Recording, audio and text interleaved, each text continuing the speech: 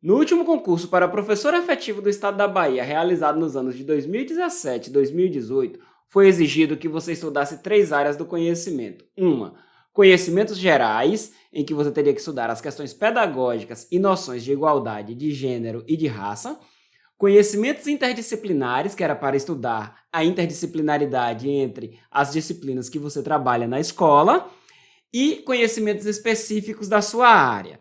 Foram no meu Instagram e comentaram aqui no YouTube se eu poderia falar um pouco sobre conhecimentos interdisciplinares e como conseguir esse material. Eu resolvi gravar esse vídeo agora para atender a essas solicitações. Então, se você quer aprender mais um pouco sobre esse assunto e quer fazer o concurso do Estado que está prestes a abrir as inscrições, vem comigo nesse vídeo que eu vou te explicar algumas coisas, ok? Bem, pessoal, eu me chamo Álvaro Neto, sou professor do estado da Bahia há 13 anos, sou professor de História e é desse salário de professor que eu pago as minhas contas e compro o leite do menino. E aí eu resolvi dar uma ajuda para essa galera que está pretendendo fazer o concurso do estado agora e estou gravando alguns vídeos sobre o assunto. Se você se interessar, peço que você se inscreva no canal, deixe o seu like, faça um comentário aí, compartilha com os amigos e me segue lá no Instagram também, que eu respondo todas as questões que me fazem lá, sem nenhum problema, tá bom? Então vamos lá, vamos nos concentrar na prova agora. A prova que foi feita para o concurso do Estado nos 2 últimos concursos, ela veio com 50 questões objetivas e 3 questões discursivas. Nós não vamos falar sobre questões discursivas agora, isso fica para um outro vídeo.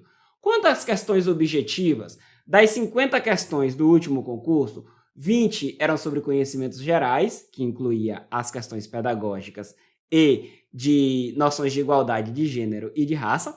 20 questões eram sobre as questões relacionadas à interdisciplinaridade e 10 questões relacionadas ao conhecimento específico da área a qual você estava prestando o concurso. Então, de antemão, para a gente começar a conversar aqui, eu vou te mostrar o edital, mais especificamente a parte de questões interdisciplinares, para que a gente entenda o que o edital estava solicitando e automaticamente a gente vai buscar conhecimento nesta área. Vamos lá então? Se você pega aqui no edital, ele tem a parte de conhecimentos interdisciplinares. Se você vir aqui no edital, tem aqui, anexo 2, conteúdo programático. E aí, para professor, vem a parte de conhecimentos interdisciplinares para todas as áreas. E aqui, primeira coisa que eu aconselho você a fazer é separar esses tópicos, porque do jeito que ele está aqui, fica complicado a gente entender o que eles querem. Então, a gente separa esses tópicos, tá? E vai entender um por um deles, que é o que nós vamos fazer aqui. Eu gostaria de te dizer já que eu não fiz esse último concurso para professor, porque eu já era funcionário do Estado. Mas eu peguei a prova recentemente e sem ler nada, sem estudar especificamente para esse edital, eu acertei 19 questões das interdisciplinares, das 20, acertei 95%, que é um número muito bom. E a questão que eu errei por falta de atenção. Então, cara, se eu acertei 95% da prova, tenha certeza que você também vai acertar. É só você estudar e se dedicar, tá bom? Vamos comigo. Tá aqui o edital. Não dá pra gente ter uma noção muito clara aqui. Você copia, cola em outro lugar. Foi o que eu fiz aqui. Então, tá aqui. Conhecimentos interdisciplinares, separado por tópicos que foram solicitados. E nós vamos analisar tópico por tópico. De cara, você vê uma palavra aqui, olha. Primeira palavra, linguagem. E essa palavra, linguagem, ela vai se repetir em quase todas os tópicos aqui. Por quê? Porque essa prova quer entender se você conhece as diversas linguagens que permeiam as disciplinas trabalhadas na escola. E como o uso dessa linguagem em diferentes locais lhe possibilita transitar entre as disciplinas. Pois bem, o primeiro tópico diz o seguinte, que você tem que estudar linguagem, texto e contexto nos signos verbais e não verbais. Para um professor da área de linguagens, isso aqui é simples, mas para nós que não somos da área de linguagens, não é algo muito difícil também. Ele pede que você entenda o que é linguagem é a possibilidade de comunicação, de expressar a comunicação entre pessoas. Isso é uma linguagem. E essa linguagem, ela é composta por signos. Signos são aquelas coisas que a gente consegue transmitir para o outro. O signo, ele pode ser verbal, tá? Uma palavra, ou ele pode ser não verbal, um gesto, um olhar, tal. É uma linguagem, é uma conversa, é um comunicado, uma comunicação que não necessariamente você está utilizando signos verbais. Então a gente já tem mais ou menos noção disso aqui, mas é óbvio que você vai procurar entender o que é signo, o que é significado, o que é significante e tal, esses detalhes que nós não vamos conversar aqui agora, tá bom? E saber o que é signos verbais e signos não verbais, e entender isso mais a fundo. Pronto, tranquilo. Aí você vai para o segundo tópico, que diz intermediação entre a linguagem verbal e não verbal no processo de constituição do texto-discurso. É o ato de comunicar-se. Tá? Comunicar-se, um texto, um discurso, é uma comunicação entre duas partes. Tá? E tem que ter o meio em que isso é comunicado. Então, como é que se constitui esse texto-discurso? Como é esse processo de constituição do texto-discurso? A gente vai entender que essa comunicação ela é feita por intermédio da linguagem.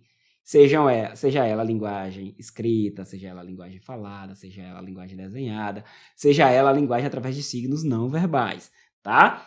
Eu acho que a gente pode, até aqui a gente está tranquilo, a gente vai entender esses conceitos e entendendo esses conceitos, a gente vai fazer uma prova bacana.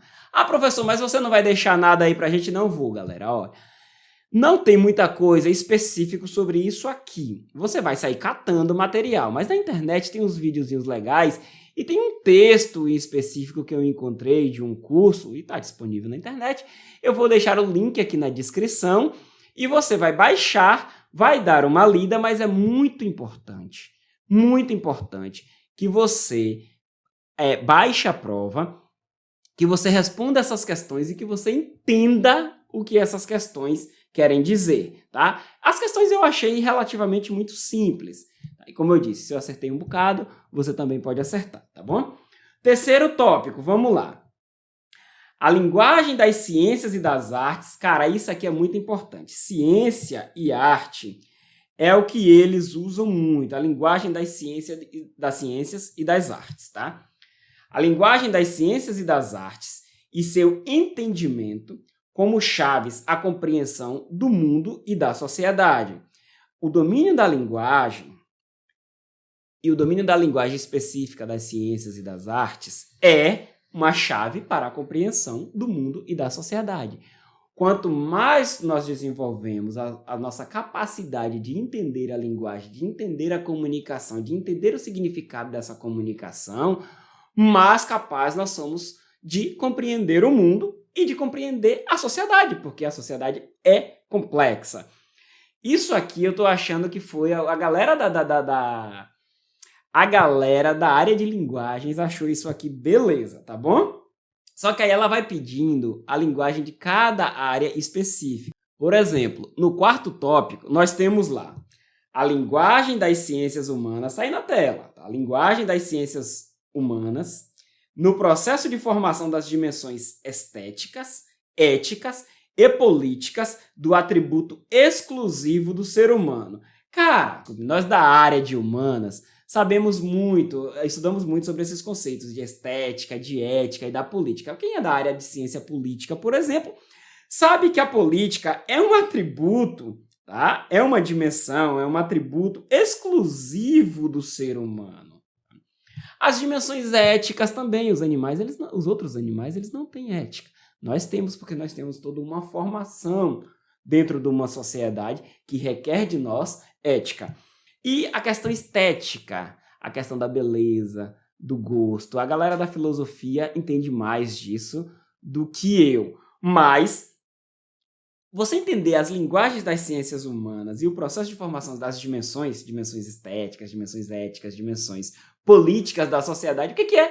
É a nossa vivência. Se você trabalha numa escola já, você já sabe disso, você já compreende isso. porque você está acostumado já a lidar com as questões interdisciplinares. Então pega aqueles cadernos interdisciplinares que tem na escola lá, dá uma lida, é bem interessante. E agora a gente está com um material novo no estado, eu estou me inteirando ainda dele, mas é basicamente isso que eu vi no concurso e provavelmente é o que vai pedir no próximo concurso, tá bom? No tópico 5, diz o seguinte: a linguagem das ciências e das artes e as implicações ao pensar filosófico a partir do Renascimento. Basicamente, a gente tem que entender como a filosofia se comporta a partir de um momento histórico de rompimento chamado Renascimento. Se você é da área de humanas, isso aqui é simples.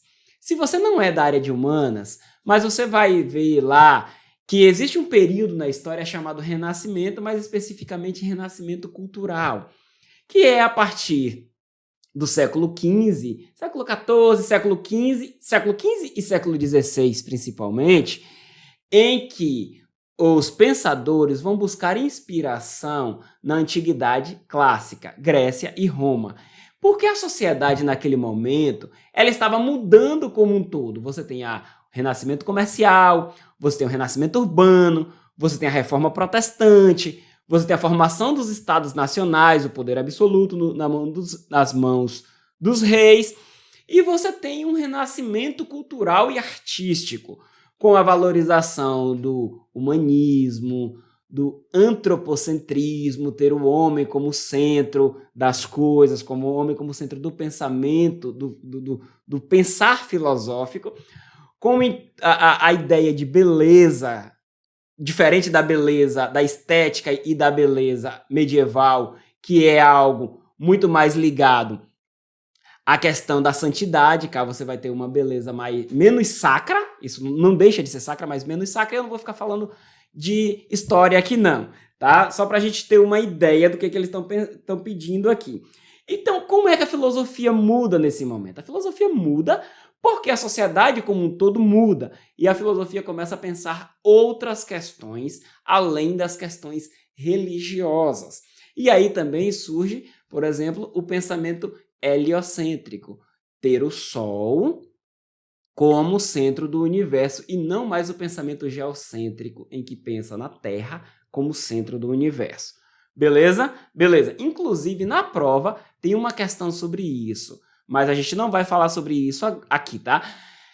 Eu vou fazer vídeos específicos sobre as questões da prova do concurso de 2017 e dos concursos de outros estados também, mas esse vídeo aqui a gente está focado no concurso do estado da Bahia. Inclusive, a comissão já foi nomeada pelo governador e está trabalhando. Vou fazer um outro videozinho também falando sobre a comissão que está trabalhando, tá? Mas vamos focar aqui, tá? Então, partindo para o outro tópico que está aí na sua tela, vamos lá. A linguagem das ciências, está vendo como repete linguagem das ciências e das artes em vários tópicos? É porque ele está querendo entender se você tem um mínimo conhecimento da linguagem que é utilizado naquele estudo, daquela área específica, tá? Então, as linguagens das ciências, das artes e da matemática. Agora ele já quer incluir a matemática. As linguagens das ciências, das artes e da matemática, sua conexão com a compreensão, interpretação de fenômenos, nas diferentes áreas das relações humanas com a natureza e com a vida social. Beleza. Isso aqui pode parecer um pouco confuso, mas a primeira questão que nós vamos ver daqui a pouquinho, está se referindo a isso aqui.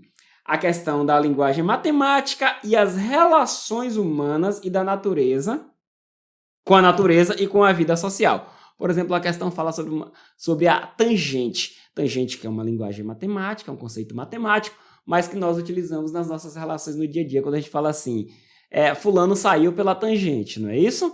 Então, ele tem uma questão específica sobre isso na prova. Então, galera, o edital, foca no edital e tenta entender o edital. Edital e prova, edital, prova, tá bom? Vamos lá, para o outro tópico. As linguagens das ciências e das artes e sua relação com a comunicação humana. Cara, é chovendo molhado. A linguagem das ciências e das artes, ela está diretamente relacionada com a comunicação humana. A nossa comunicação, ela se dá através das relações com as pessoas, com outras pessoas. E a linguagem da ciência e das artes, elas entram nisso. Quando eu vou falar, por exemplo, de história, eu cito alguns conceitos de história, e esses conceitos, eles estão embutidos dentro dele uma série de coisas que eu suponho que a outra pessoa compreenda minimamente, senão eu vou explicar para ela, tá? Então, ter essas linguagens, o domínio dessas linguagens é fundamental para a comunicação humana, principalmente para vocês que são professores, tá? E para mim também. O significado social e cultural das linguagens das artes e das ciências naturais e humanas e suas tecnologias. Qual é o significado social e cultural da linguagem? A linguagem, ela tem um peso social muito grande. Ela serve para incluir e ela serve para excluir, dependendo de como ela é utilizada. E como professores, a gente tem a obrigação de compreender como essa linguagem se comporta e utilizar essa linguagem como meio de inclusão, tá? Isso é super importante. E o último tópico é as linguagens como instrumentos de produção de sentido. Afinal de contas, uma linguagem ela tem que produzir sentido, senão ela não significa nada, e nós não vamos ficar discutindo isso aqui, mas basicamente, olha, se você pega uma cruz e mostra para um cristão, ela é carregada de um sentido. Porque um cristão remete a todo um aspecto teológico, todo um aspecto sagrado à cruz.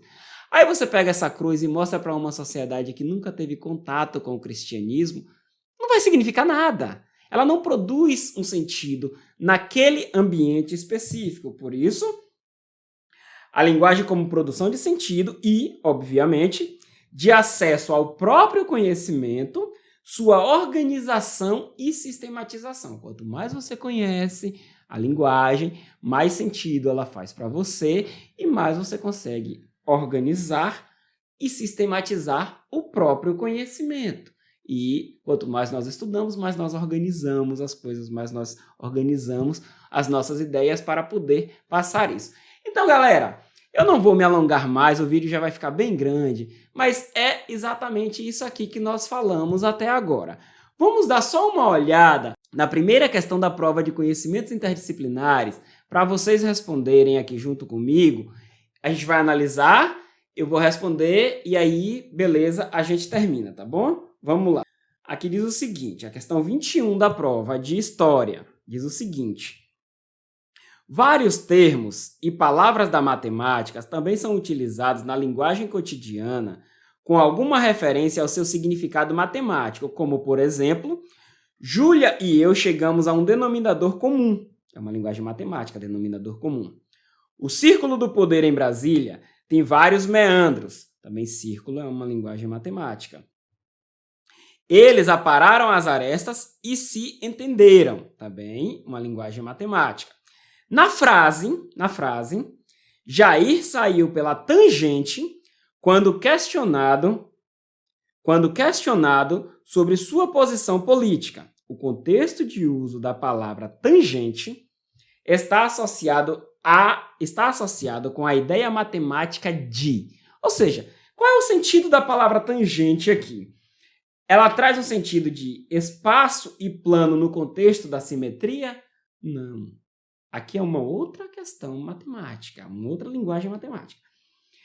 Ela está associada à contradição entre razões trigonométricas e conceito de infinito? Não, olha, Jair saiu pela tangente, tá? Ela está associada à razão entre catetos em um triângulo retângulo? Também não, cara. Não tem nada a ver, na verdade. Ela está associada ao uso do teorema de Pitágoras em problemas trigonométricos? Cara, sinceramente, eu tenho 20 anos que estudei matemática, nem me lembro exatamente dessas coisas aqui. Mas vamos lá. Olha aí. Ela está associada a uma reta tangente a uma curva qualquer. Reta, tangente, uma reta que desvia a uma curva qualquer, ou para uma curva qualquer.